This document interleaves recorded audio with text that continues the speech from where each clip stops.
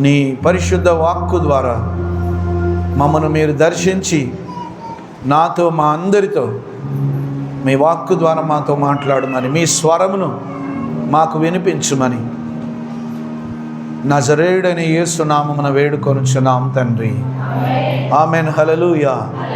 గట్టి చెబుదాం. హల్లెలూయా, హల్లెలూయా, హల్లెలూయా, హల్లెలూయా, హల్లెలూయా. మన ప్రభు అయిన యేసుక్రీస్తు నామమున మీకందరికీ శుభములు.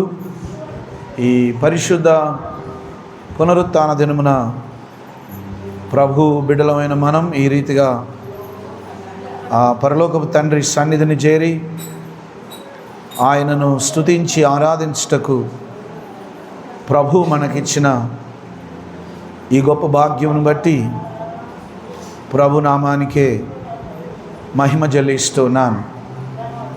మత్తయి సువార్త 4వ అధ్యాయం.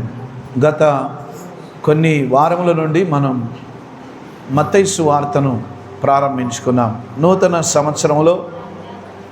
ఈ నూతన సంవత్సరంలో మత్తయి సువార్తను మనం ధ్యానించుకుంటూ ఉన్నాం. మత్తయి సువార్త 4వ అధ్యాయం మొదటి నుండి చివరి వచనం వరకు, అనగా 1వ వచనం నుండి 25వ వచనం వరకు దేవుని వాక్యం చదవబడగా మనం విని ఉన్నాం. హల్లెలూయా.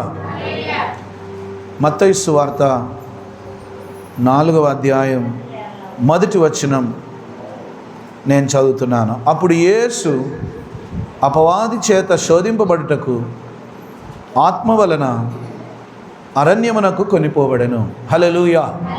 గట్టి చెప్పండి. హల్లెలూయా, హల్లెలూయా, హల్లెలూయా. అప్పుడు యేసు అపవాది చేత శోధింపబడుటకు ఆత్మ వలన అరణ్యమునకు కొనిపోబడెను. హల్లెలూయా. అపవాది అనగా సాతాను. అపవాది చేత శోధింపబడుటకు. హల్లెలూయా.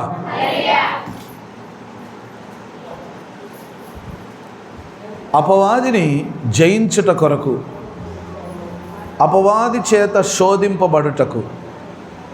ఇది ఇక్కడ చాలా స్పష్టంగా రాయబడింది. ఏంటంటే అపవాది చేత శోధింపబడుటకు అంటే ఈ లోకంలో యేసుక్రీస్తు ప్రభు కూడా అపవాది చేత శోధింపబడ్డాడు. హల్లెలూయా.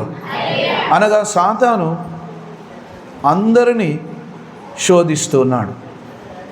దుష్టుడైన అపవాది సాతానుడు ఎందుకు శోధిస్తాడంటే దేవుని యొక్క కార్యములను చెడగొట్టుటకు, దేవుని యొక్క ఆత్మకార్యాన్ని పాడు చేయుటకు, దేవుని యొక్క పరిశుద్ధాత్మను వ్యతిరేకించుటకు, దేవుని యొక్క అభిషేకానికి వ్యతిరేకంగా తిరుగుబాటు చేయుట కొరకు మనుషులను ప్రేరేపించి, పరిశుద్ధాత్మను వ్యతిరేకించినట్లుగా మనుషులను ప్రేరేపించి దేవుని యందు బలపడే వారిని చెడగొట్టడానికి దుష్టుడైన అపవాది ఏర్పరచబడ్డాడు. హల్లెలూయా. మనకు ఆశ్చర్యం అవుతుంది. దేవుడు సైతానును సృష్టించి ఉండకపోతే బాగు. దుష్టుడైన అపవాది అసలు భూమి మీద ఉండకపోతే మనం క్షేమంగా ఉండేవారం కదా అనిపిస్తుంది.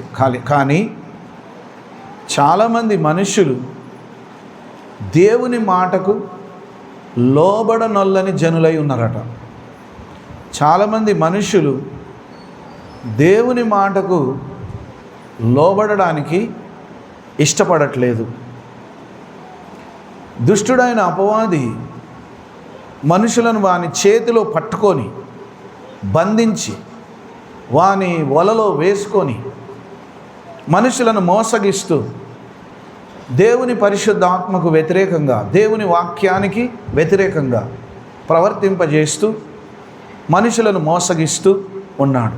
అయితే యేసుక్రీస్తు ప్రభు దుష్టుడైన అపవాది శోధించినప్పుడు ఏం చేయాలో చూపించడానికి ఆయన అపవాది చేత శోధింపబడుటకు అరణ్యములోకి వెళ్ళుచుండెను. హల్లెలూయా. ప్రతి విశ్వాసి అనగా ప్రతి దేవుని బిడ్డ దుష్టుని యొక్క క్రియల వలన శోధింపబడుతున్నారు. కొందరిని పాపములో పడవేయడానికి శోధిస్తున్నాడు, కొందరిని తప్పుడు మార్గాల్లో నడిపించడానికి శోధిస్తున్నాడు, కొందరిని దేవుని సన్నిధికి రానియకుండా ఆటంకపరచడానికి శోధిస్తున్నాడు, కొందరిని పరిశుద్ధాత్మ పొందుకోనియకుండా వాక్యానుసారంగా జీవించనీయకుండా శోధిస్తున్నాడు. పలు విధాల సైతానుడు మనుషులందరినీ మోసగిస్తున్నాడు. లోక రక్షకుడైన యేసుక్రీస్తు ప్రభు అపవాది యొక్క తంత్రములను నశింపజేయుటకే దిగివచ్చెను. హల్లెలూయా. అపవాది యొక్క క్రియలను లయపరచుటకే మనుష్య కుమారుడు ఈ లోకంలోనికి రక్షకుడుగా దిగివచ్చెను. హల్లెలూయా. కాబట్టి దుష్టుడైన అపవాదిని ఎదిరించాలంటే, దుష్టుడైన అపవాదిని ఓడించిన, జయించిన, ఎదిరించినటువంటి శక్తిగలవాడు మనకు కావాలి. హల్లెలూయా. మీకు ఒక విషయం తెలుసా? దేవుని పరిశుద్ధ ఆత్మ శక్తి మనలో లేకపోతే, దేవుని ఆత్మ ద్వారా మనం నడిపింపబడకపోతే సైతానుడు మనల్ని ఉత్తగానే పడగొట్టేస్తాడు. సైతాను ఊరికనే మనల్ని నశింపజేయగలడు. ఎందుకంటే లోకంలో అనేకమైన దయ్యపు శక్తులు, మాంత్రిక శక్తులు, దురాత్మ శక్తులు, విగ్రహ శక్తులు, అంధకార శక్తులు, సాతాను యొక్క కుయుక్తి లోకమంతా కూడా సంచరిస్తుంది. హల్లెలూయా. చాలామంది సత్యమైన దేవుని నమ్ముకోలేకపోతున్నారు. ప్రభు నేనే మార్గం, సత్యం, జీవం అంటే ఆ మార్గం, ఆ సత్యం, ఆ జీవం మాకు అవసరం లేదు. మేము పాపంలోనే జీవిస్తాం, మేము చీకట్లోనే జీవిస్తాం, మేము లోకానుసారంగానే జీవిస్తాం, మేము లోకమునే ప్రేమిస్తాం, లోకమునే అనుసరిస్తాం, లోకంలోనే జీవిస్తాం అని మనుషులందరూ లోకానుసారంగా, మనుషులందరూ అపవాది సంబంధులై లోక సంబంధమైన, ఇహలోక సంబంధమైన అపవాది తంత్రములలో నశించిపోయే స్థితిలో జీవిస్తున్నారు. హల్లెలూయా. నీతి మార్గం మనుషులకు నచ్చట్లేదు, సత్య మార్గం మనుషులకు నచ్చట్లేదు. తప్పుడు మార్గం అనగా దేవుని మార్గం అంటే ఎలా ఉండాలంటే, మీకు ఇష్టం వచ్చింది తినొచ్చు, మీకు ఇష్టం వచ్చింది తాగొచ్చు, మీకు నచ్చినట్లు జీవించవచ్చు, దేవునికి చేసే పూజలు మాత్రం చేయండి. అబ్బా, అట్లా చెప్తే ఎంత బాగుండు. యేసు ప్రభు ఏమంటాడు?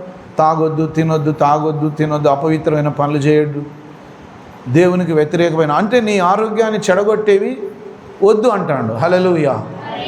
నీ కుటుంబాన్ని నాశనం చేసేటి నువ్వు పాటించొద్దు అంటాడు. నీ కుటుంబాన్ని నాశనం చేసేటివి నువ్వు అనుసరించొద్దు, నువ్వు పాటించొద్దు, అది నీకు మేలు కాదు, అది నీకు ఆశీర్వాదం కాదని ప్రభు చెప్తుంటే, లేదు లేదు, నా ఇష్టం వచ్చినట్టే, నేను నచ్చినట్టే నేను జీవిస్తానని మనుషులందరూ దుష్టుని చేతులు పడి నశించిపోతున్నారు. హల్లెలూయా. యేసుక్రీస్తు ప్రభు 30 సంవత్సరాల వయసు వచ్చినప్పుడు యోర్దాను నదిలో బాప్తిసం పొందడానికి బాప్తిసం ఇచ్చి యోహాను దగ్గరకు వచ్చినప్పుడు, బాప్తిసం ఇచ్చి యోహాను బాప్తిసం ఇయ్యగానే యేసు ప్రభు అరణ్యములో సైతాను చేత శోధింపబడుటకు అరణ్యానికి కొనిపోబడెను. హల్లెలూయా. హల్లెలూయా. 40 దినములు 40 రాత్రులు ఉపవాసం ఉండిన పిమ్మట, హల్లెలూయా. ఎన్ని దినాలు? 40 దినాలు. 40 అంటే 24 గంటలు. 40 రోజులు 24 గంటలు అన్నట్టు, ప్రతిరోజు 24 గంటలు. ఇప్పుడు మనం ఉపవాసం ఉంటే ఉదయకాలం 6 గంటల నుండి సాయంత్రం 6 గంటల వరకు కొందరు ఉంటారు, కొందరు 3 గంటల వరకే ఉంటారు, కొందరు 5 గంటల వరకు ఉంటారు. 3 దినాలు ఉన్నప్పుడు కొందరు మంచినీళ్ళు దాగి 3 దినాలు ఉంటారు.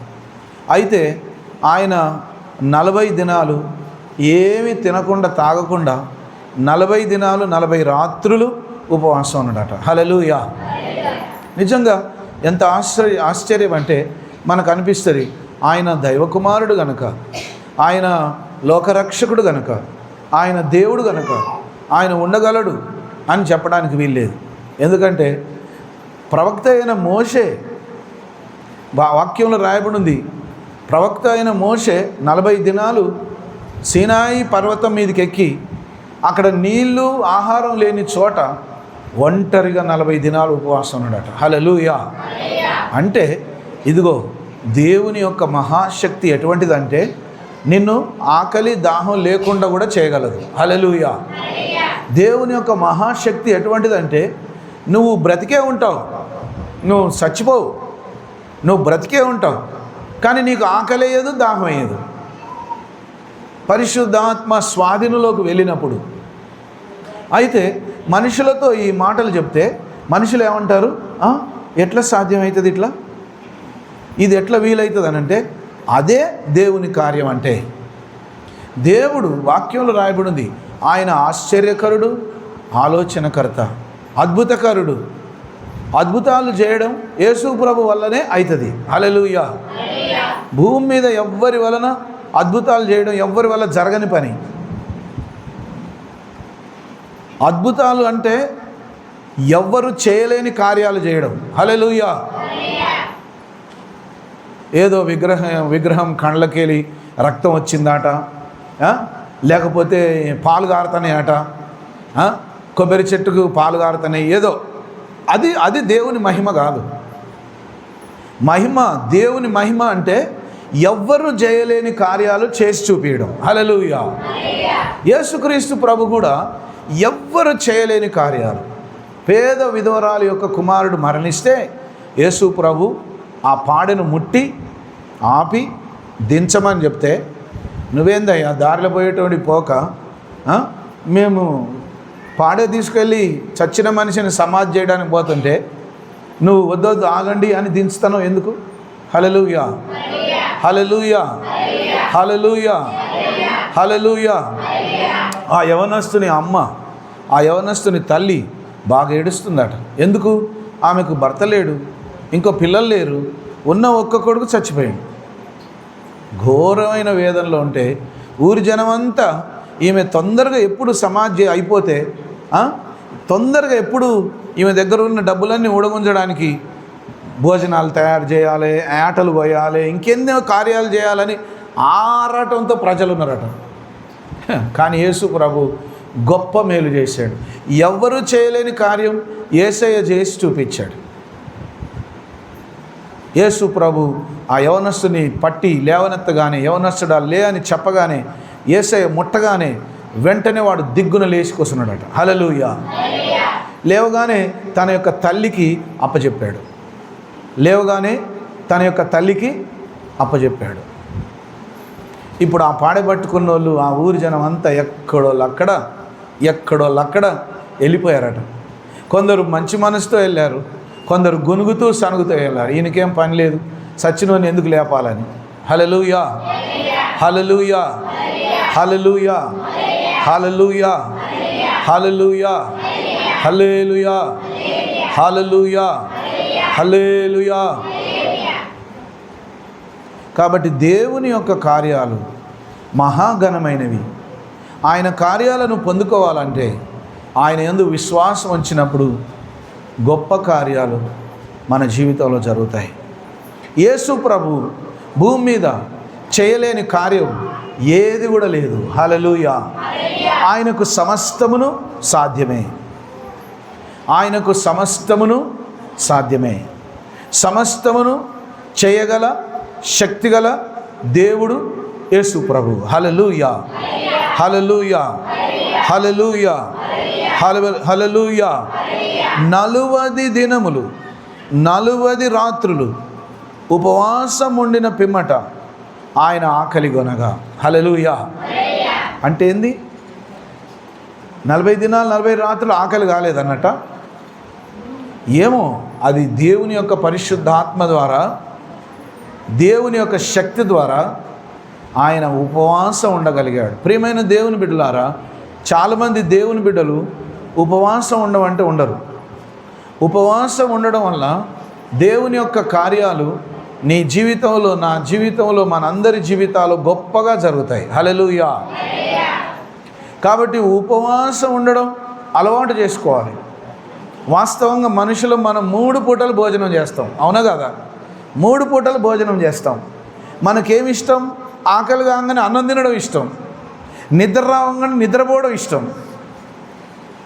దేవుడు వద్దు అని చెప్పట్లేదు. సమయానికి నిద్రపోవచ్చు, సమయానికి తినవచ్చు. కానీ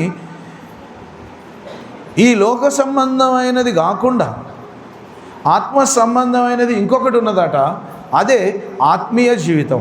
ఆ ఆత్మీయ జీవితం కొరకు కొన్నిసార్లు నిద్రను విడిచిపెట్టాలి, కొన్నిసార్లు తినడం కూడా మానేయాలి. హల్లెలూయా. మనం ఉపవాసం ఉండి ప్రార్థన చేసినప్పుడు మన ప్రార్థనలు ఆలకించి దేవుడు గొప్ప కార్యాలు మన జీవితంలో చేయగలడు. చూడండి, యేసుక్రీస్తు ప్రభువుకే ఉపవాసం ఉండడం అంత అవసరమైనప్పుడు మరి మనకెంత అవసరమై ఉండాలా? యేసుక్రీస్తు ప్రభువుకే ఉపవాసం ఉండడం అంత అవసరమైనప్పుడు ఆయన ఉపవాసం ఎందుకున్నాడంటే శరీర సంబంధమైన క్రియలన్నింటినీ ఓడించడానికి, జయించడానికి, శరీర సంబంధమైనటువంటి అపవాది యొక్క కుయుక్తిని జయించడానికి.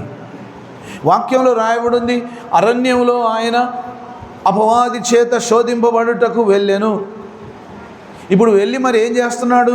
వాణ్ణి జయించాలంటే ఉపవాసము ద్వారా, ప్రార్థన ద్వారా జయించాలి. హల్లెలూయా. చాలామంది ప్రార్థన చేయరు, ఉపవాసం ఉండరు. అప్పుడు దుష్టుడు వాళ్ళను శోధిస్తాడు, లేదా వాళ్ళను పాపంలో పడేస్తాడు, లేదా వాళ్ళని దేవునికి దూరం అయిపోయేటట్టుగా చేస్తాడు. గమనించండి, ప్రతి విశ్వాసి ఖచ్చితంగా ప్రతి వారం ఒక్కరోజైనా ఉపవాసం ఉండాలి. ఇంకా మనం ఒక్కరోజు అంటున్నాం. ఒక్కరోజు అంటే అర్థం ఏంటి? 24 గంటలు ఒక్కరోజు ఉపవాసం ఉంటున్నాం మనం? ఒక్కరోజు ఉపవాసం ఉంటున్నామా? లేదు, ఒక పూట మాత్రమే. ఉదయకాలం నుండి సాయంత్రం 5 గంటల వరకు ఒకటే రోజు ఉపవాసం ఉంటున్నాం. ఆ ఒక్కరోజు కూడా నేను ఉపవాసం ఉండనంటే నువ్వు ఆత్మీయంగా బలపడడం కొంచెం కష్టమే. ఆ ఒక్కరోజు కూడా నువ్వు ఉపవాసం ఉండనంటే, ఆ ఒక్కరోజు కూడా నేను ఉండలేనంటే నువ్వు ఆత్మీయంగా ప్రభులో ఉండడం కొంచెం ఇబ్బందికరమే. హల్లెలూయా, హల్లెలూయా, హల్లెలూయా. కాబట్టి ఉపవాసం ఉండి దేవుని మందిరానికి రమ్మని ప్రతి శుక్రవారం తెలియజేస్తున్నాం. ప్రతి శుక్రవారం ఉపవాసం ఉండి, కేవలం స్త్రీలు మాత్రమే కాదు, పురుషులు ఖచ్చితంగా ఉపవాసం ఉండాలి. ప్రతి ఒక్కరూ ఉపవాసం ఉండాలి. ఉపవాసం మన ఆత్మకు శక్తినిస్తుంది.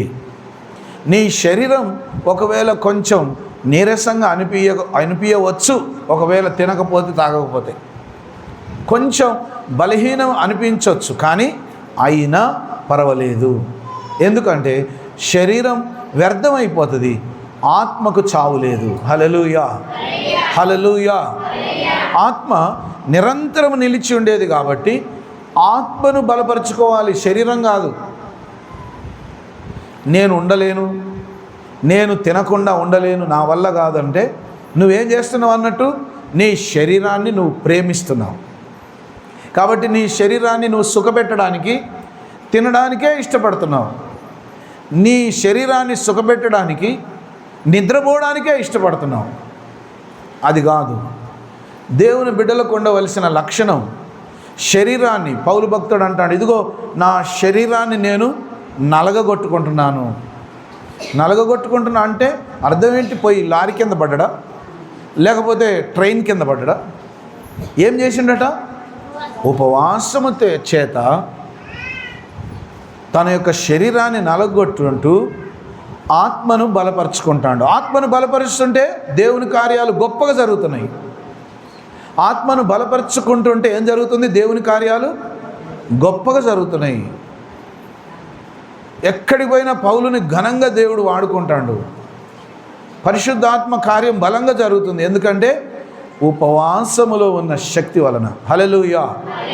యేసుక్రీస్తు ప్రభు కూడా ఉపవాసం ఉండి చూపించాడు. మనం కూడా ఖచ్చితంగా, ఇది నూతన నిబంధనలో మాత్రమే కాదు, పాత నిబంధనలో కూడా భక్తులు కొందరు 21 దినాలు ఉపవాసం ఉన్నారు, కొందరు 40 దినాలు ఉన్నారు, కొందరు 3 దినాలు ఉన్నారు. అపోస్తలులు కూడా ఏర్పరచబడిన తర్వాత, యేసు ప్రభు వెళ్ళిపోయిన తర్వాత అపోస్తలులు కూడా, శిష్యులందరూ కూడా ఉపవాసం ఉండి ప్రార్థన చేశారు. హల్లెలూయా, హల్లెలూయా, హల్లెలూయా, హల్లెలూయా, హల్లెలూయా. నువ్వు ఉపవాసం ఉండడం నేర్చుకోకపోతే నువ్వు ఒక నామకార్థ క్రైస్తవునిగా, క్రైస్తవురాలుగానే ఉండిపోతావు. ఉపవాసం ఉండడం నేర్చుకోకపోతే, అలవాటు చేసుకోకపోతే, కనీసం వారానికి ఒక్కరోజైనా ఉపవాసం ఉండాలి. అందుకే మనం చెప్పాం, నెలకు 3 దినాలు ఉపవాసం. సంఘానికి అవకాశం ఇవ్వాలి, సంఘానికి నేర్పించాలి.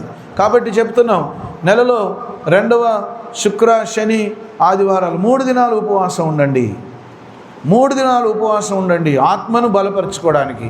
శరీరం నీరసం అనిపించవచ్చు, శరీరం బలహీనం కావచ్చు, కానీ నీ ఆత్మ ప్రభునందు బలపడుతుంది. హల్లెలూయా. నీ ఆత్మ ఏమవుతుంది?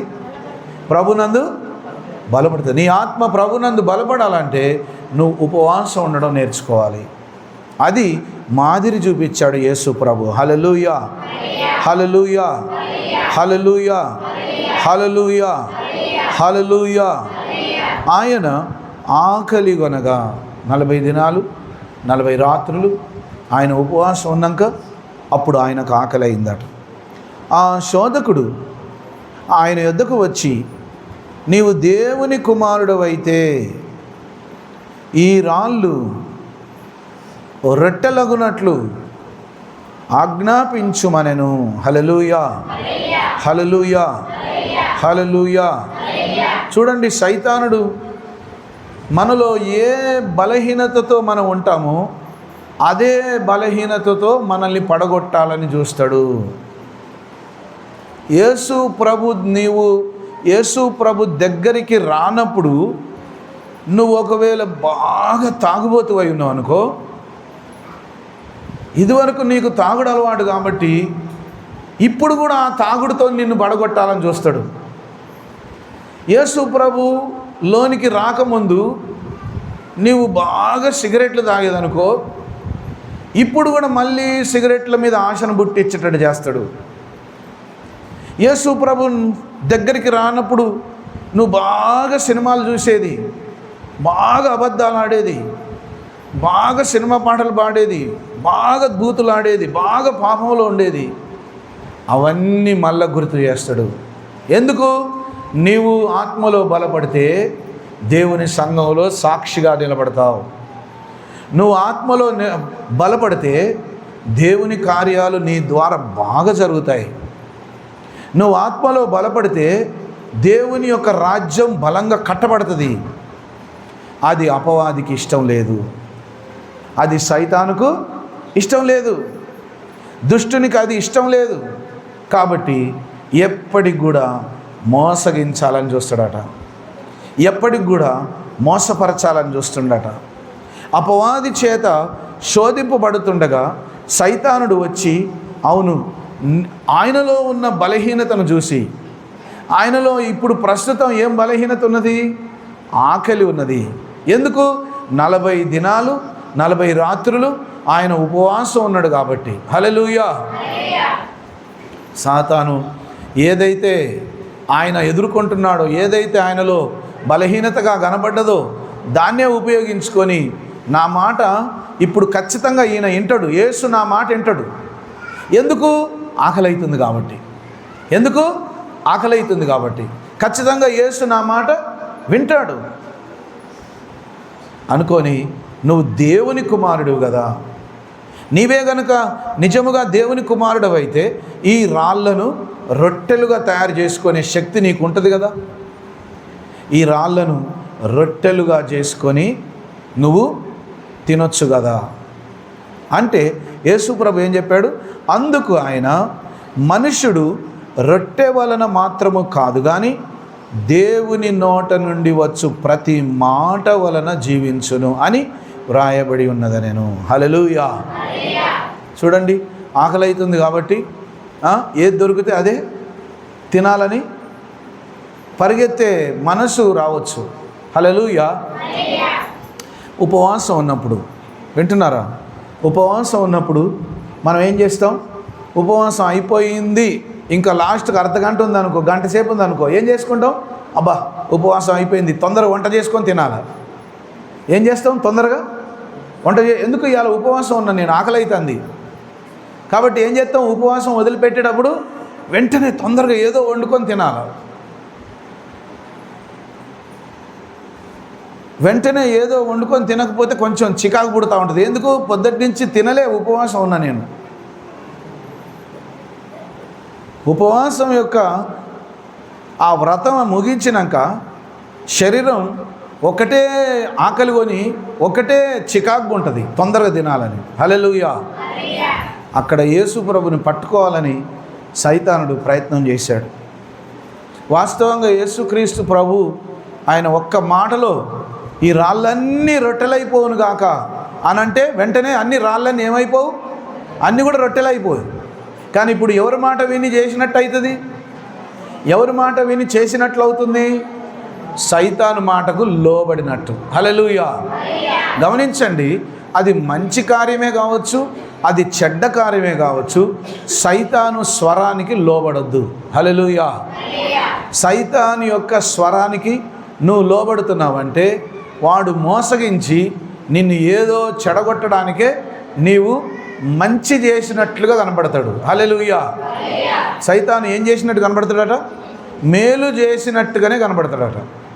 అరే నాకు మేలే జరుగుతుంది, నేను ఇలా ప్రవర్తిస్తుంటే నాకు మంచి జరుగుతుంది అని అనిపించేటట్లుగా మాయలు పడేస్తాడట. హల్లెలూయా. యేసుప్రభుకి ఈ మాట సైతానుడు చెప్పాడు, బాగానే ఉంది. మరి చెప్పిన మాట ఏంది? ఆకలి అవుతుంది కదా. ఇప్పుడు సైతాన్ చెప్పిన మాట మంచిదేనా కాదా చెప్పండి?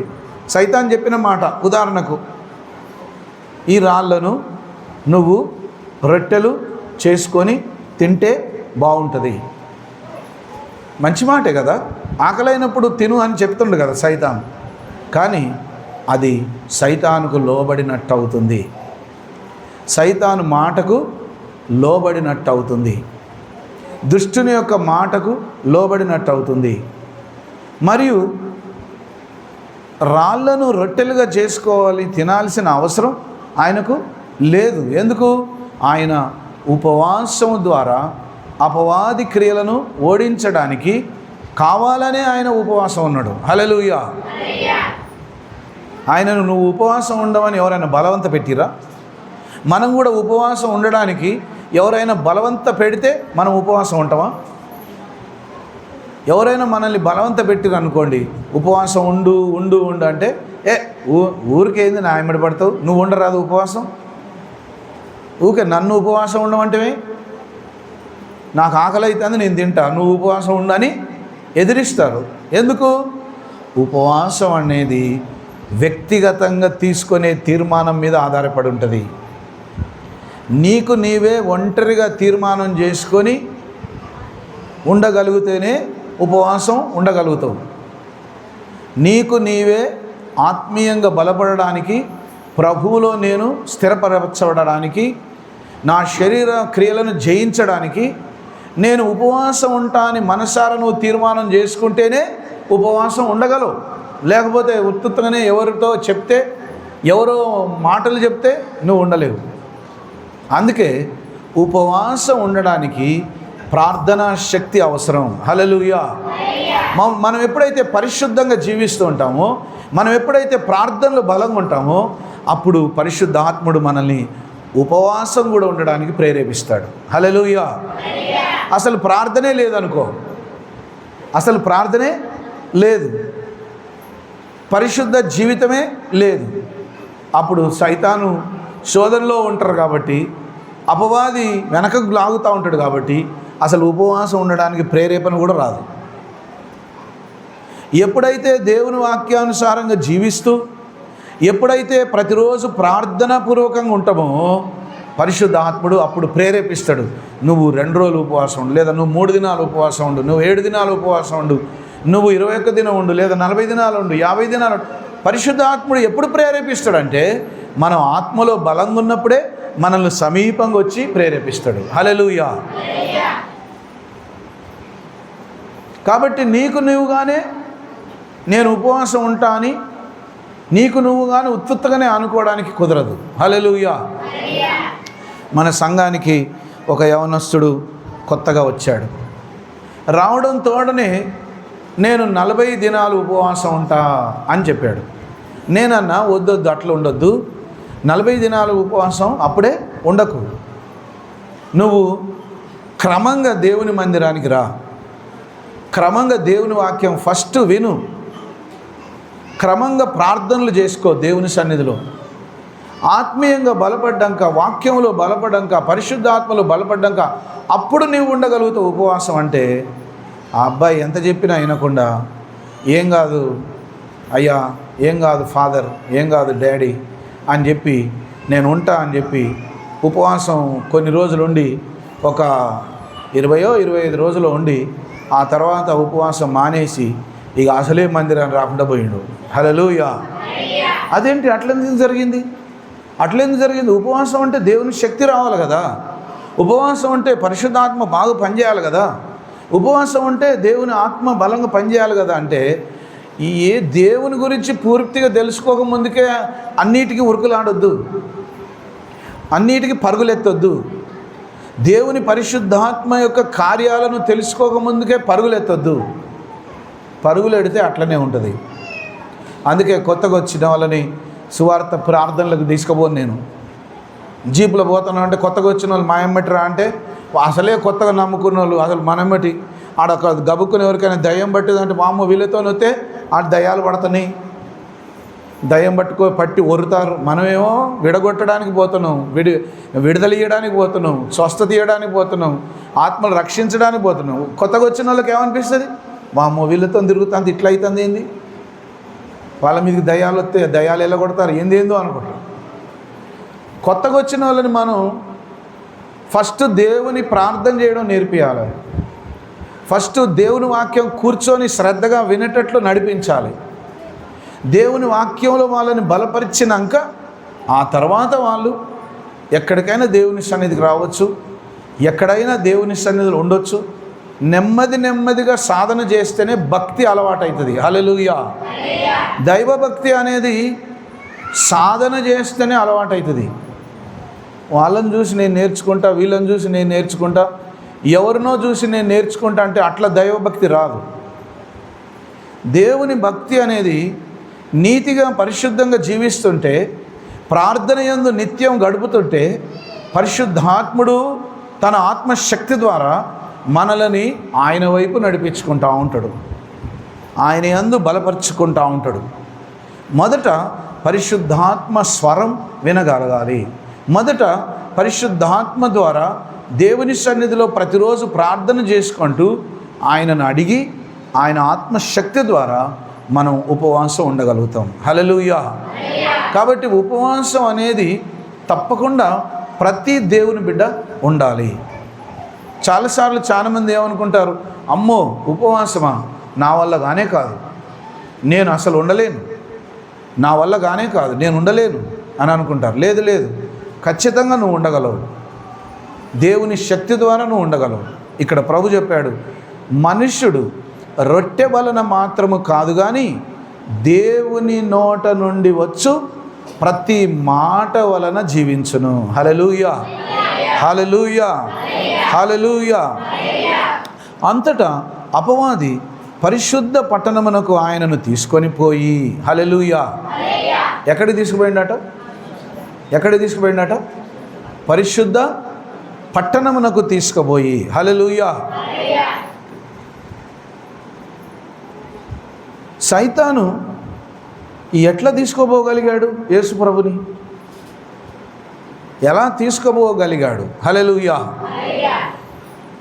సైతాను యేసు ప్రభుని తీసుకుపోవడం వాని వలన కాదు కానీ యేసు ప్రభువే పద నువ్వు ఎక్కడికి తీసుకుపోతావో నేను వస్తా అని వెళ్ళాడు. హల్లెలూయా. నువ్వు ఎక్కడికి తీసుకెళ్తావో పా, నేను వస్తా అని యేసు ప్రభువే తనంతట తానే ఇష్టపడి ఆ పరిశుద్ధ పట్టణానికి సైతానుడు రమ్మని పిలిస్తే చూద్దాం నువ్వేం చేస్తావు అని ప్రభు వెళ్ళాడు. హల్లెలూయా.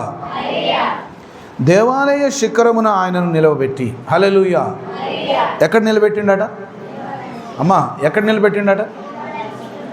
నిన్ను పడగొట్టాలంటే ఫస్ట్ సైతాన్ ఏం చేస్తాడట? మునగ చెట్టు ఎక్కిస్తాడట. అమ్మ, మునగ చెట్టు తెలుసా మీకు అందరికీ? మునగ చెట్టు ఉత్తగానే ఇరిగిపోతూ ఉంటుంది కొమ్మలు. మునగ చెట్టు ఎవరు కూడా ఎక్కరు. మునగ చెట్టు ఎందుకు ఎక్కరంటే ఆ చెట్టు ఎంత లావుగా ఉన్న కాండాలైనా ఉత్తగానే ఇరిగిపోతాయి, కాలు పెడతాయి. చాలా బలహీనంగా ఉంటుంది ఆ చెట్టు. అది మన ఆరోగ్యానికి మేలుకరం, కానీ ఆ చెట్టు ఎక్కితే మాత్రం అది ఉత్తగానే ఇరిగిపోద్ది. ఉత్తగానే కొమ్మలన్నీ ఇరిగిపోతూ ఉంటాయి. అందుకే ఎవరైనా మన గురించి సామెత చెప్తారు. ఎవరైనా నా గురించి గొప్ప చెప్తే, ఎవరైనా గొప్పలు మాట్లాడితే ఏమంటారంటే, ఆగు, నన్ను మునగ చెట్టు ఎక్కియకు అని అంటారు. హల్లెలూయా. వద్దులే, నన్ను మునగ చెట్టు ఎక్కియకు. మునగ చెట్టు ఎక్కియకు అంటే అర్థం ఏంటి? మునగ చెట్టు ఎక్కియడానికి ఎందుకు? కింద పడేయడానికి. హల్లెలూయా. సైతాను కూడా మనల్ని గొప్పగా ఉండేటట్లుగా ఎక్కడెక్కడికో తీసుకుపోతాడట, పైకి ఎక్కడికో తీసుకుపోయి అక్కడి నుంచి కిందికి నెట్టేస్తాడట. హల్లెలూయా. దేవుడు అట్లా చేస్తాడా? దేవుడు అట్లా కిందికి నెట్టేస్తాడా మనల్ని? దేవుడు ఎప్పుడు కూడా మనల్ని నెట్టివేయడు.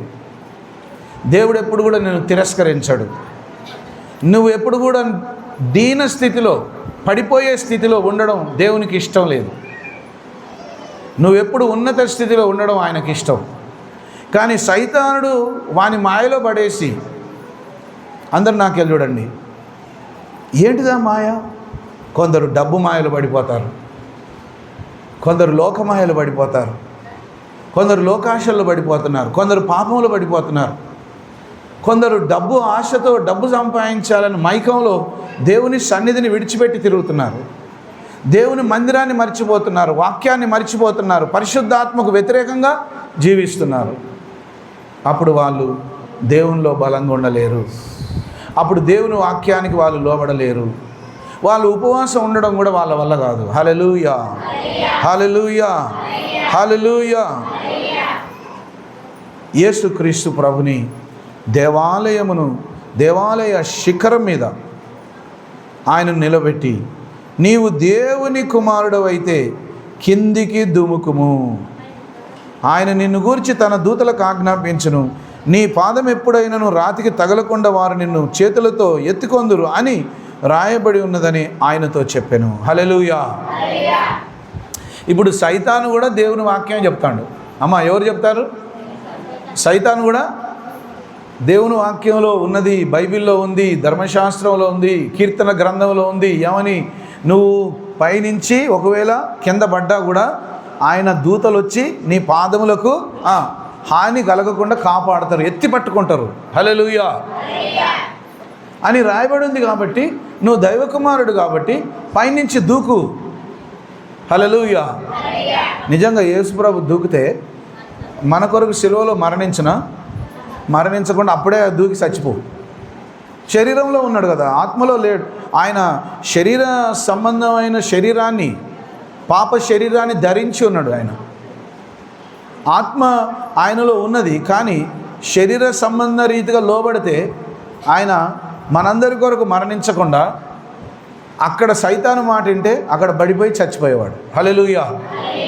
చాలామందిని ఈ విధంగా దుష్టుడు మోసగిస్తూనే ఉన్నాడు. అందుకే ప్రియమైన దేవుని బిడ్డలారా, సైతానుడు చాలా తెలివిగా నిన్ను చెడగొట్టాలని చూస్తాడు.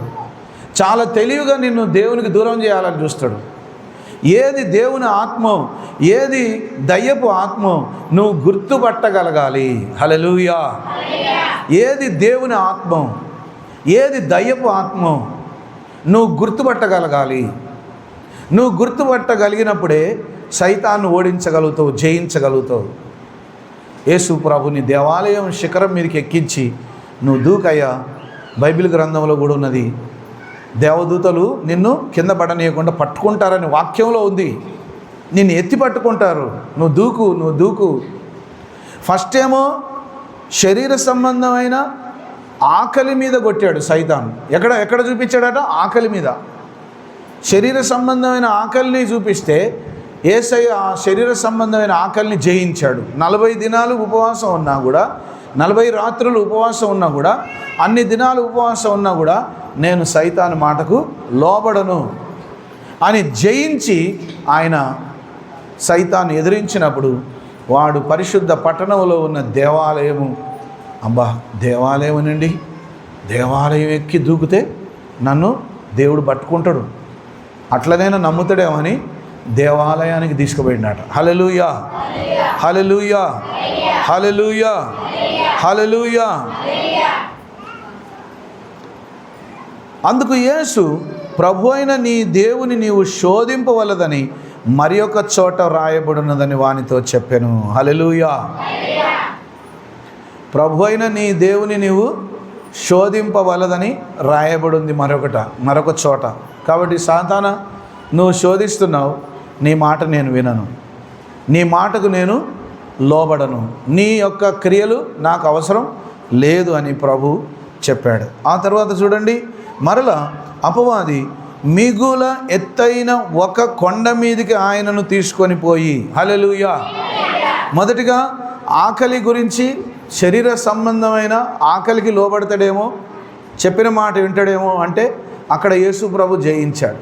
ఆ తర్వాత దేవాలయం శిఖరం మీద కూర్చోబెట్టి అక్కడి నుంచి దూకంటే అప్పుడు యేసు ప్రభు, నేను అలా దూకను, ప్రభు మాటకు మాత్రమే మనం లోబడాలని ఉంది, నీ మాటకు నేను లోబడను అని చెప్పాడు.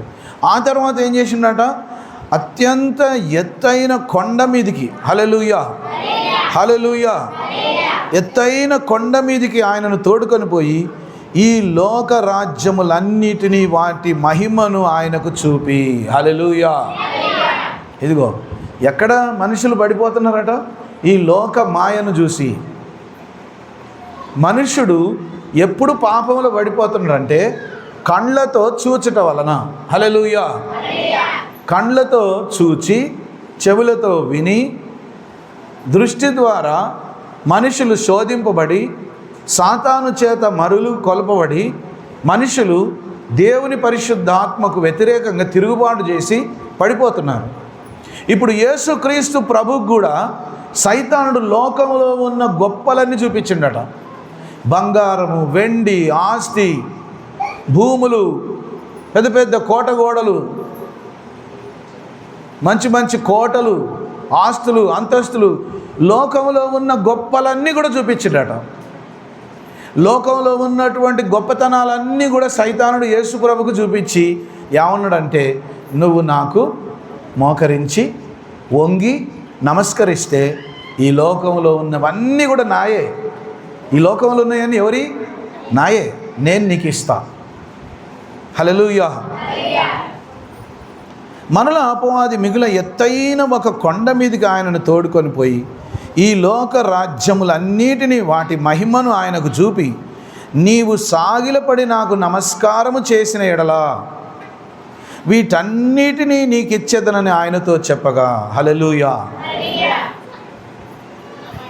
ఇప్పుడు లోకంలో ఉన్నవన్నీ కూడా ఎవరివి చెప్పండి? లోకంలో ఉన్నాయని ఎవరి? సృష్టికర్త ఎవరు? సాతానా? సైతానుడు సృష్టించాడా లోకాన్ని? ఈ భూమిని, ఆకాశాన్ని, చెట్లను, నీళ్లను, జంతువులను, పశువులను, పక్షులను, మనుషులను అందరినీ సృష్టించింది ఎవరు? సైతానుడు సృష్టించిండా? మరి ఇప్పుడు సైతాను ఏమంటాడు? అన్నీ నీకు ఇస్తా, అన్నీ నీకు ఇస్తా. అసలు గాంధీ వాడు ఎట్లా ఇస్తాడు? కానీ అది సైతాను యొక్క శోధన. హల్లెలూయా. దుష్టుని యొక్క శోధన, అపవాది యొక్క శోధన, దుష్టుని యొక్క క్రియలు, దుష్టుని యొక్క కార్యం. ఎందుకు? గొప్ప పనిని చెడగొట్టడానికి, గొప్ప పనిని పాడు చేయడానికి, గొప్ప పనిని చెడగొట్టడానికి, గొప్ప కార్యాలను పాడు చేయడానికి. యేసు ప్రభు అందరి పాపముల కొరకు సిలువలో ప్రాణం పెట్టడానికి ఆయన వస్తే ఇప్పుడు సైతానుడు ఏం చేస్తున్నాడు? ఆయనను ఎట్లా పడగొట్టాలా, ఎట్లా ఆయనను చెడగొట్టాలా, ఎట్లా ఆయనలో ఉన్న భారాన్ని పాడు చేయాలని ప్రయత్నించాడు. నిజంగా యేసు ప్రభు 40 దినాలు ఉపవాసం ఉన్నాడు కాబట్టి ఉపవాసం యొక్క ఆత్మశక్తి ద్వారా సైతాను యొక్క క్రియలన్నీ జయించాడు. హల్లెలూయా, హల్లెలూయా, హల్లెలూయా. యేసు ప్రభుతో సైతాను ఏమంటాడు చూడండి, నీవు సాగిలపడి నాకు నమస్కారము చేసిన ఎడల వీటన్నిటిని నీకు ఇచ్చేదనని ఆయనతో చెప్పగా, యేసు వానితో, సాతానా పొమ్ము, ప్రభు అయిన నీ దేవునికి మొక్కి ఆయనకు మాత్రము సేవించవలెను అని వ్రాయబడి ఉన్నదనెను. అంతటా అపవాది ఆయనను విడిచిపోగా, ఇదిగో దేవదూతలు వచ్చి ఆయనకు పరిచర్య చేసిరి. హల్లెలూయా, హల్లెలూయా, హల్లెలూయా, హల్లెలూయా. ఇదిగో విశ్వాసి అయిన నిన్ను కూడా పడగొట్టడానికి చాలా ప్రయత్నాలు సైతానుడు చేస్తూనే ఉన్నాడు. సైతానుడు మనకు తెలియకుండానే ప్రయత్నాలు చేస్తాడు మన మీద. సైతాను శోధనలో నువ్వు పడిపోతే నువ్వు ప్రార్థన చేయలేవు, ఉపవాసం ఉండలేవు, మందిరానికి రాలేవు, వాక్యం వినలేవు, దేవుని ఆత్మను పొందుకోలేవు. నీ మనసు అంతా ఒక విధంగా దేవుని మీద విరక్తి పుట్టేటట్లుగా చేస్తాడట. ఏం ప్రార్థన, ఊకే నాకు ఇదే బాగుంది, లోకమే బాగుంది, ఊకే ప్రార్థన, దేవుడు, మందిరం, వాక్యం ఎందుకు ఇవన్నీ? మంచిగా లోకంలో హాయిగా తిరగవచ్చు. సైతాన్ మాట వింటే యేసుప్రభు విన్నడా సైతాన్ మాట? చెప్పండి. సైతాన్ మాట యేసయ్య విన్నడా? ఎదిరించిండా? విన్నడా? ఓడించిండా? లేకపోతే పడిపోయిండా? యేసయ్య ఎదిరించిండు, యేసయ్య ఓడిపోలేదు, యేసయ్య జయించిండు. మనకు మాదిరి చూపించడానికి, మనకు బుద్ధి రావడానికి, మనకు జ్ఞానోదయం కలగడానికి, మనం కూడా సత్యాన్ని తెలుసుకోవడానికి యేసు ప్రభు మాదిరి చూపించాడు. అందుకే దేవుని బిడ్డలం మనం చక్కగా ఉపవాసం ఉండడం నేర్చుకోవాలి. మరియు సైతానుడు గొప్పలు గొప్పలు గొప్పలు చూపిస్తాడట, గొప్పలకు పోయేటట్టు చేస్తాడట. వాక్యంలో రాయబడింది, నాశనానికి ముందు గర్వం నడుస్తుందట. ఎవరైతే గర్విష్ఠులుగా ఉంటారో వాళ్ళు ఏమవుతారట? నశించిపోతారట. పడిపోవడకు ముందు అహంకార మనస్సు వస్తుందట. అహంకారం అంటే నేను ఇట్లనే చేస్తా, నా ఇష్టం, నాకు తెలిసిందే కరెక్ట్, నేను ఎవరి మాట వినను, నేను ఎవరి మాటను వినను, అంతే, నా ఇష్టం, నాకు నచ్చిందే నేను చేస్తా అంటే అటువంటివాడు ఖచ్చితంగా అహంకారంతో పడిపోతాడు. మంచి మనసుతో, ప్రేమతో, సహవాసంతో, తగ్గింపుతో, అందరినీ ప్రేమిస్తూ, ఐక్యతతో, సహవాసంతో, ప్రేమతో ఎవరైతే ఉంటారో వాళ్ళే నిలకడగా దేవునిలో ఉండగలుగుతారు. తిరుగుబాటు చేసేటోళ్ళు దేవునిలో స్థిరంగా ఉండలేరు, దేవుని వాక్యానికి లోబడలేరు. అందుకే యేసు ప్రభు సైతాను చేత 3 విధాల శోధింపబడి మనకు మాదిరి చూపించాడు. ఆయన శోధింపబడి కూడా శోధనలో పడిపోలేదు. హల్లెలూయా. కాబట్టి మనం శోధింపబడతాం, అయితే శోధనలో పడిపోవద్దు. సైతాను శోధిస్తాడు మనల్ని కూడా. దేవుని యొక్క పరిశుద్ధాత్మలో బలపడనీయకుండా, ఉపవాసం ఉండనీయకుండా, వాక్యం విననీయకుండా, దేవుని సన్నిధికి రానియకుండా, ప్రార్థన చేయనీయకుండా ఎల్లప్పుడూ మనల్ని ఆటంకపరచాలని చూస్తాడట. హల్లెలూయా, హల్లెలూయా, హల్లెలూయా. నిన్ను ప్రార్థన చేయనీయకుండా ఆటంకపరచాలంటే ఎట్లా? బాగా నిద్రం కలగజేస్తే నువ్వు మోకరించి ప్రార్థన చేయవు, హాయిగా పండుకుంటావు. తెల్లారిపోయేసరికి అందరు పనులకు పోతారు, నేను ఎట్లా ప్రార్థన చేసుకుంటూ ఉండనని లేచి వెళ్ళిపోతావు. ఉపవాసం ఉండనీయకుండా అంటే అందరూ మంచివి తింటా అంటే నువ్వు ఉపవాసం ఉండాలంటే నీకు ఇబ్బందిగా పుట్టేటట్లుగా ఉపవాసం ఉండనీయడు. అందుకే ఉపవాసం ఉండాలనుకున్నప్పుడు చక్కగా ఇల్లు కూడా వదిలిపెట్టేసి చక్కగా వచ్చి మందిరంలో పొద్దున్నే సాయంత్రం వరకు నువ్వు ఒక్కదానివే మోకరించి ప్రార్థన చేసుకోవచ్చు. ఎప్పటికీ దేవుని మందిరం నీ కొరకు తెరిసే ఉంటుంది. దేవుని మందిరంకి నువ్వు ఎప్పుడు వచ్చినా, ఎంతమంది వచ్చినా తాళం ఇచ్చేస్తాం. నువ్వు ఎన్ని రోజులైనా దేవుని మందిరంలో ప్రార్థనలు ఉండొచ్చు. ఇంటికాడు ఉంటే ఊరికనే తినబుద్ధి అవుతూ ఉంటుంది. అందుకే శుక్రవారం ఉపవాసం ఉండి మందిరానికి రండి అని చెప్పేది. అందుకే శుక్రవారం ఉపవాసం ఉండి దేవుని సన్నిధిలో ప్రార్థనలు ఉంటే అదెంతో మేలుకరం, దీవెనకరం, ఆశీర్వాదకరం. మన ఆత్మ ప్రభులో బలపడుతుంది. 3 విధాలుగా సైతానుడు శోధించాడు. ఒకటి తినే శరీర సంబంధమైన ఆహారం గురించి, ఆ తర్వాత దేవుని వాక్యాన్ని వ్యతిరేకించేటట్లుగా, తిరుగుబాటు చేసేటట్లుగా. వాక్యంలో రాయబడి ఉంది కదా, వాగ్దానం ఇచ్చిండు కదా, అక్కడి నుంచి దూకుతే దేవదూతలు వచ్చి నిన్ను పట్టుకుంటారు కదా, కాబట్టి నువ్వు దూకు దూకు అని సైతానుడు మోసగించాలని చూశాడు. ప్రభు, నేను అసలే దూకను, నేను నీ మాట నేను వినను, ప్రభు మాటనే నేను వింటా, నా తండ్రి మాటనే నేను వింటా. ఎత్తైన కొండ మీదకి తీసుకుపోయాడట. హల్లెలూయా. అక్కడి నుండి లోకంలో ఉన్న ఆనందకరమైనవన్నీ చూపించిండట. ఇవన్నీ నీకు ఇచ్చేస్తా, ఇవన్నీ నాయే, నువ్వు నాకు మొక్కు అన్నాడట. హల్లెలూయా. అందుకే యేసుప్రభుని నమ్ముకున్న వాళ్ళకి ఏం చెప్తాం తెలుసా? మొదట యేసుప్రభుని నమ్ముకున్న వాళ్ళని దగ్గర రాగానే, యేసయ్య దగ్గర రాగానే ఫస్ట్ ఏం చెప్తాం? ఇప్పటి నుంచి నువ్వు ఎక్కడ కూడా దండం పెట్టొద్దు, ఇప్పటి నుంచి నువ్వు ఎక్కడ కూడా ఏం చేయొద్దు, మొక్కొద్దు. వేరే వాళ్ళకు అది నచ్చదు. యేసుప్రభు అయితే బాగానే ఉంది, కానీ ఆయననొక్కనే నమ్ముకోవాలా? ఆయన ఒక్కడే దేవుడు అంటే మరి ఆయన ఒక్కడే దేవుడు, ఆయన తప్ప వేరొక దేవుడు లేడని దేవుని వాక్యంలో రాయబడి ఉంది. ఆయన తప్ప వేరొక దేవుడు లేడు. కాబట్టి ఆయనను మాత్రమే మొక్కాలి, ఆయనను మాత్రమే ప్రార్థించాలి, ఆయనను మాత్రమే ఇట్లా 2 చేతులు జోడించి దండం పెట్టాలి. మళ్ళా ఎక్కడైనా నువ్వు దండం పెట్టినావంటే పోయిన దయ్యాలన్నీ నీ మీద పడతాయి, నీ ఇష్టం. యేసు ప్రభుని నమ్ముకున్న వాళ్ళు మళ్ళీ ఎక్కడైనా దండం పెట్టిర్రంటే, హల్లెలూయా. సొలొమోను మహారాజు బాగా ధనవంతుడు అయినాక చెప్పుడు మాటలిని పోయి విగ్రహాలకు దండం పెట్టిండట. దేనికి దండం పెట్టిండట? విగ్రహాలకు దండం పెట్టి. అప్పుడు దేవుడు, నువ్వు కట్టించిన ఈ మందిరం నాకు అవసరం లేదని శత్రువులను ప్రేరేపిస్తే, శత్రువులు వచ్చి యెరూషలేము దేవాలయం మొత్తం కూలగొట్టేసారు, దేవుని గుడి కూడా కొట్టేసారు మొత్తం.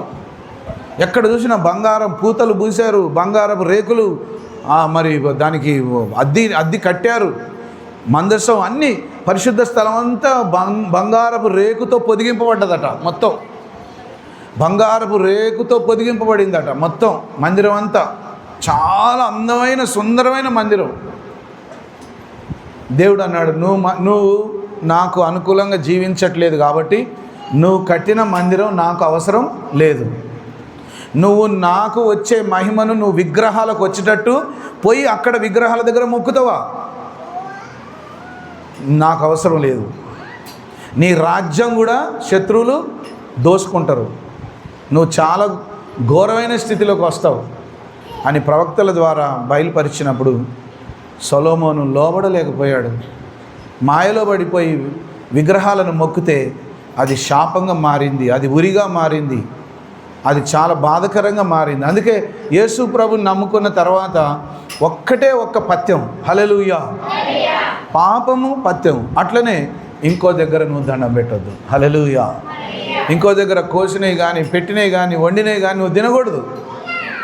అయ్యా నా కొరకు సపరేట్గా వండి పెడతారట అంటే, లేదు, అది సపరేట్గా వండి నీ కొరకు పెట్టినా అది ఎవరి కోసం? ఆ రోజు పండగ కొరకే కదా కోసేది, ఆ రోజు పండగ గురించే కదా నీకు కూడా సపరేట్గా కోసి పెట్టేది. దేవుని బిడ్డలం ఎక్కడ కూడా మొక్కొద్దు, కేవలం నీ ప్రభు అయిన దేవుని మాత్రమే మొక్కాలి, ఆయనకు మాత్రమే ప్రార్థన చేయాలి, ఆయన మాత్రమే నీ దేవుడై నీ రక్షకుడై ఉన్నాడు, హల్లెలూయా. ఆయనకు తప్ప ఇంకెవరికైనా నువ్వు మొక్కితే పరిశుద్ధాత్ముడు నీకు సహాయం చేయడు.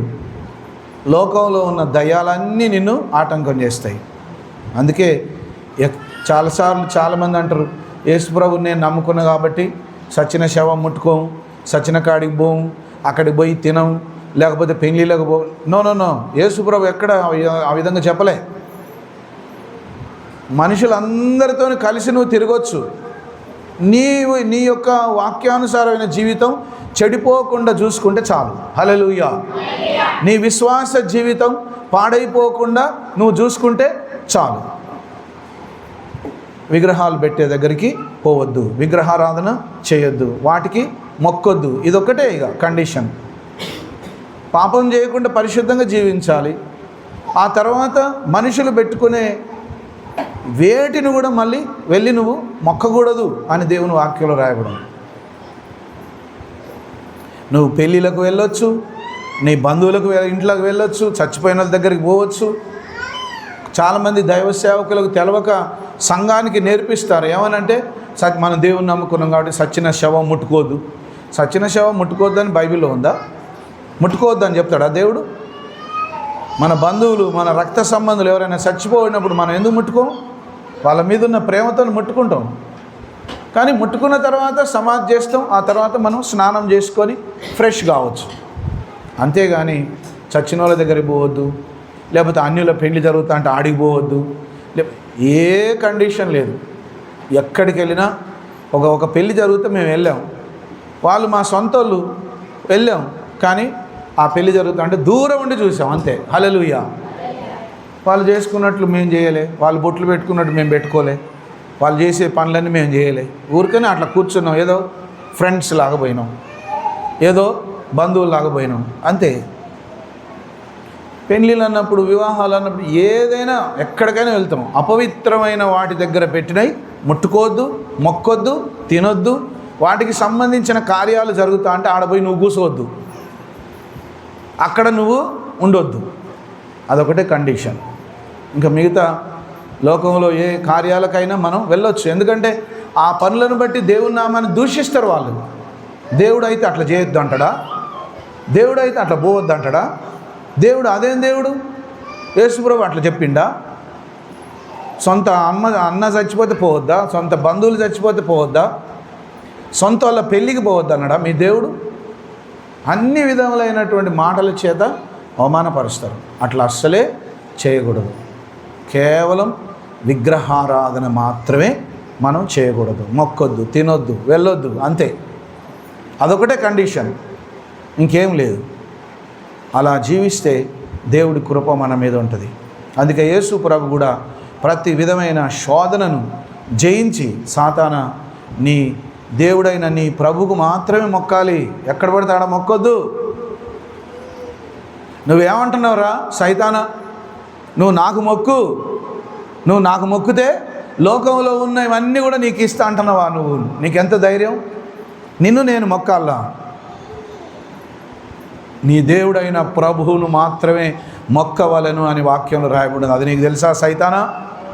ఇక నువ్వు నా దగ్గర ఉండకు, వెళ్ళిపో అని గద్దించినప్పుడు అంతటా అపవాది ఆయనను విడిచిపోగా దేవదూతలు వచ్చి ఆయనకు పరిచర్య చేసిరి. హల్లెలూయా. ఎప్పుడైతే జయించిండో ఈయన నా మాట వినేటట్లు లేడని సైతానుడు పారిపోయిండట. హల్లెలూయా. అమ్మ అందరు నాకెళ్ళి చూడండి. సైతానుడు శోధించేటప్పుడు, అమ్మ నాకెళ్ళి చూడండి అందరూ, సైతానుడు శోధించేటప్పుడు ఆశ పుడుతూ ఉంటుంది, అటే పానం గుంజుతూ ఉంటుంది, అటే పోతే బాగు అనిపిస్తూ ఉంటుంది. సైతాన్ చెప్పినట్టు ఇంటే బాగా అనిపిస్తుంది, అటు శరీరం లాగుతూ ఉంటుంది, మనసు లాగుతూ ఉంటుంది, ఆలోచన లాగుతూ ఉంటుంది. దుష్టుడు అట్లా నీ మనసులో శోధిస్తూ ఉంటాడు, రా పోదాం. యేసు ప్రభు లాగానే ఛీ సైతానా, నా మాట నీ మాట నేను వినను, నా మాట నువ్వు వినాలంతే. హల్లెలూయా. ఛీ సైతానా, నా మాట యేసయ్య మాట, నువ్వు అగ్నిలో కాలిపో, నువ్వు దూరం అయిపో, నాకు దూరం అయిదుగాక, నన్ను శోధించకు, నన్ను ఆటంకపరచకు, నన్ను పడగొట్టాలని చూడకు. యేసుప్రభు లాగానే మనం కూడా చేయాలి, యేసుప్రభు లాగానే మనం ఎదిరించాలి. సైతానుడు నన్ను మాయలో పడేసిండయ్యా, సైతాన్ నన్ను శోధించిండయ్యా. సైతాన్ మనము తట్టుకోలేని శోధనలు రావట. హల్లెలూయా. మనం తట్టుకోగలిగిన శోధనలే మనకు వస్తాయి. నువ్వు తట్టుకోలేని శోధనలు దేవుడు నీకు పెట్టడు. హల్లెలూయా. నువ్వు భరించలేని శోధనలు నీకు రావు. నువ్వు ఓడించగలిగినవే వస్తాయి నీకు. నువ్వు జయించగలిగినవే నీకు వస్తాయి. పరిశుద్ధాత్మ శక్తి ద్వారా నువ్వు ఓడించవచ్చు, జయించవచ్చు, ప్రభువులో బలంగా ఉండొచ్చు. హల్లెలూయా. కాబట్టి యేసుక్రీస్తు ప్రభు వలె మనం కూడా ప్రతి విధమైన సైతాను ఆటంకాలను, సైతాను శోధనలు జయించి ప్రభు కృపలో స్థిరంగా ఉందాం. అటువంటి కృప ప్రభు ఎల్లప్పుడూ మనకు అనుగ్రహించునుగాక. మోకరించండి, ప్రార్థన చేసుకుందాం. పరిశుద్ధుడైన మా దేవ, మహోన్నతుడైన మా తండ్రి, నీ పరిశుద్ధమైన వాక్యము ద్వారా మమ్మల్ని దర్శిస్తున్న విధానాన్ని బట్టి వందనాలు. యూట్యూబ్లో చూస్తున్న వారు కూడా మీకు వీలైతే మోకరించి కళ్ళు మూసుకోండి. ప్రభువా, నన్ను శోధించే శోధనల నుండి నాకు విడుదల దయచేయమని ప్రభు సన్నిధిలో ప్రార్థించండి. ప్రతి ఒక్కరు కూడా మోకరించి, ప్రభువా, నీవలే నేను కూడా సైతాను జయించే భాగ్యం నాకు దయచేయి. ఈ లోక సంబంధమైన శరీర క్రియల వలన దుష్టుడు శోధిస్తున్నాడు. ఈ లోక సంబంధమైన సుఖభోగాలు చూపించి, ఈ లోకంలో ఉన్న మాయ చూపించి నన్ను శోధిస్తున్నాడు ప్రభువా. నన్ను అనుక్షణం నా వెంటబడి శోధిస్తున్నాడు ప్రభువా. నాకున్న పాత అలవాట్లన్నీ మళ్ళీ ఆ పాత అలవాట్లలో పడగొట్టాలని నన్ను ఆటంకపరిచి నన్ను పిలుస్తున్నాడు ప్రభువా. ప్రభువా, నీవలే నేను కూడా సైతాను ఓడించే భాగ్యం నాకు దయచేయి. నీవలే నేను కూడా సైతానా నా వెనుకకు వెళ్ళిపో, సైతానా వెళ్ళిపో అని గద్దించే భాగ్యం నాకు దయచేయి. ప్రియమైన దేవుని బిడ్డ, సైతానుడు శోధిస్తుండగా వాడి మాట వినాలనిపిస్తుంది. నీ మనస్సులో కోరిక పుడుతుంది, నీ శరీరం లాగుతుంది, నీ మనస్సు అటు లాగుతుంది. ఎందుకు? అదిగో సైతానుడు శోధిస్తున్నాడు. అదిగో సైతాను పడగొట్టాలని చూస్తున్నాడు, మోసం చేయాలని చూస్తున్నాడు. వాడి మాట వింటే నువ్వు పడిపోతావు. వాడి మాట వింటే నువ్వు దేవుని సన్నిధికి దూరం అయిపోతావు. అందుకే నువ్వు ఎల్లప్పుడూ ప్రార్థనలో, ఉపవాసంలో నిలకడగా ఉండాలి, స్థిరంగా ఉండాలి, దేవునిలో బలంగా ఉండాలి. తప్పకుండా ప్రభు నీకు సహాయం చేస్తాడు. మహిమగల దేవుడు, సర్వశక్తిమంతుడైన దేవుడు తన కృప ద్వారా నిన్ను బలపరచాలని ఇష్టపడుతున్నాడు. సైతాను స్వరానికి లోబడొద్దు. వాడు నీ శరీరం ద్వారా, నీ మనసులో పనిచేసి నిన్ను ఆత్మీయంగా పడగొట్టాలని ప్రయత్నం చేస్తూ ఉంటాడు. అపవాదికి లోబడితే నీ ఆత్మీయ జీవితాన్ని పోగొట్టుకుంటావు, దేవుని సన్నిధికి దూరం అయిపోతావు. దేవుడి కార్యాలు నీ జీవితంలో జరగకుండా ఆటంకపరచబడతాయి. కాబట్టి సైతానుకు లోబడకుండా ఎదిరించు. యేసు వలె ఎదిరించు. యేసయ్య వలె సైతానా ఇదిగో నా వెనుకకు వెళ్ళిపో అని గద్దించు. లేదా సైతానా నన్ను వదిలిపెట్టి వెళ్ళిపో, నీ మాట విననని గద్దించు. అప్పుడు దేవుని సన్నిధి వచ్చి నిన్ను ఆవరించుకుంటుంది. యేసు ప్రభు కూడా 3 విధాలుగా శోధింపబడగానే దేవదూతలు వచ్చి ఆయనకు పరిచర్య చేశారు. నువ్వు నీతిగా, పరిశుద్ధంగా, వాక్యానుసారంగా జీవిస్తుంటే నీకు సహాయం చేయడానికి దేవుడు దేవదూతలను కూడా పంపిస్తాడు. భయపడ అవసరం లేదు. విశ్వాసం ఉంచు, ప్రభు తప్పకుండా నీకు సహాయం చేస్తాడు. ప్రేమగల మా తండ్రి, మహోన్నతుడు అయిన దేవ, ఈ లోకంలో మేము జీవిస్తున్నప్పుడు అనేకమైన సైతాను శోధనలు ఉంటాయని, నీవు కూడా సైతాను యొక్క శోధనలు ఈ భూమి మీద ఉన్నప్పుడు జయించి మాకు మాదిరి చూపించావు. సైతానుడు 3 విధాల శోధించినప్పటికీ, శరీర సంబంధమైన ఆకలి కొరకు, లేదా ఒక మందిరం పైకి తీసుకువెళ్ళి అక్కడి నుంచి దూకితే వాక్యంలో ఉన్నట్టుగా నువ్వు లోబడవచ్చు కదా అని ఆ విధంగా ప్రేరేపించినప్పుడు, మరియు ఆ యొక్క కొండ మీద తీసుకువెళ్ళి లోకమాయాలన్నీ చూపించినప్పుడు, ఆ సమయంలో కూడా 3 విధాల నువ్వు సైతాను జయించి, ఓడించి, ఎదిరించావు. మేము కూడా ఈ విధంగా సైతానుడు శోధిస్తాడని గ్రహించి అన్ని విధాలు మేము ఓడించి, జయించి నీ కృపలో ఎల్లప్పుడూ మేము ఉండే భాగ్యం దయచేసి నీ కృపలో మమ్మల్ని అందరినీ స్థిరపరచండి. మీ వాక్యానుసారంగా జీవించే భాగ్యం మాకందరికీ దయచేయమని యేసు ప్రభు నామమున వేడుకొనుచున్నాము తండ్రి. ఆమేన్, ఆమేన్, ఆమేన్.